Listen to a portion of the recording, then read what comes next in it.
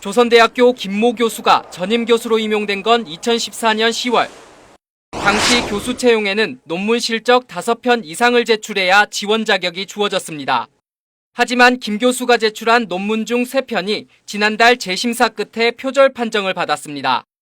해당 학회가 조사한 결과 김 교수는 논문 한 편당 8곳에서 10곳 정도를 다른 사람의 논문이나 인터넷 기사 등에서 그대로 베껴 쓴 것으로 드러났습니다. 직접 인용을 했다는 쌍꺽쇠 쌍따옴표를 하지 않고 그냥 출처 표시만으로 제일 하단에 출처 표시만으로 마감함으로써 연구 윤리에 상당히 심각성이 있다. 이에 앞서 김 교수가 교수로 채용된 직후인 2014년 10월에 제출된 논문 한 편도 이미 자기 표절로 밝혀졌지만 학교 측은 아무런 조치를 취하지 않았습니다. 이번에 추가로 3편이 표절로 판정나면서 채용 기준이었던 논문 5편 중 무려 4편이 표절로 드러났습니다. 조선대학교 전임교원 채용세 측에 따르면 최종 합격자에게 논문 표절 등 부정한 사실이 드러나면 교수 채용을 취소해야 합니다. 학회로부터 표절 사실을 통보받은 학교 측은 김 교수에 대해 어떤 조치가 필요한지 검토 중이라고 밝혔습니다. 지금 아직요, 그 부분을 논의 중에 있어요. 김 교수는 학회의 표절 판정을 결코 인정할 수 없다며 강하게 반발하고 있습니다.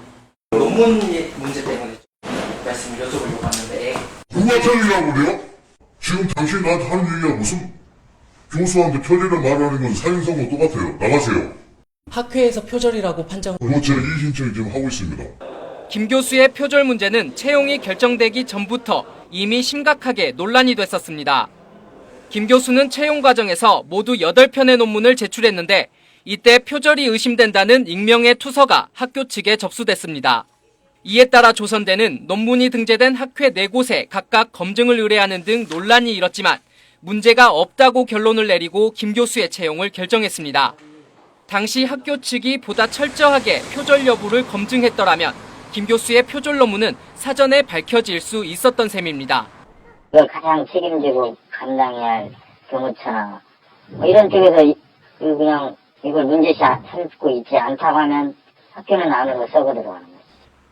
교수 채용과 관련해 표절 논란인 건 이번만이 아닙니다.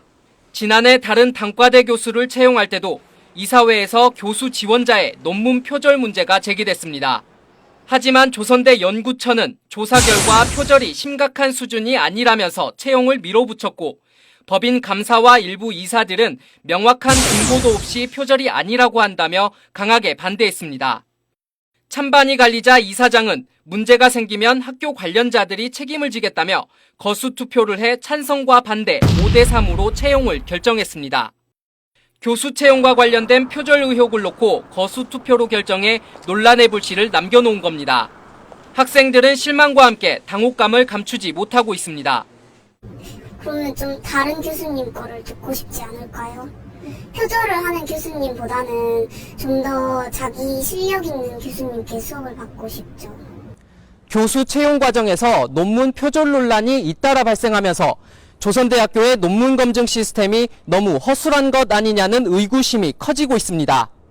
KBC 천정인입니다.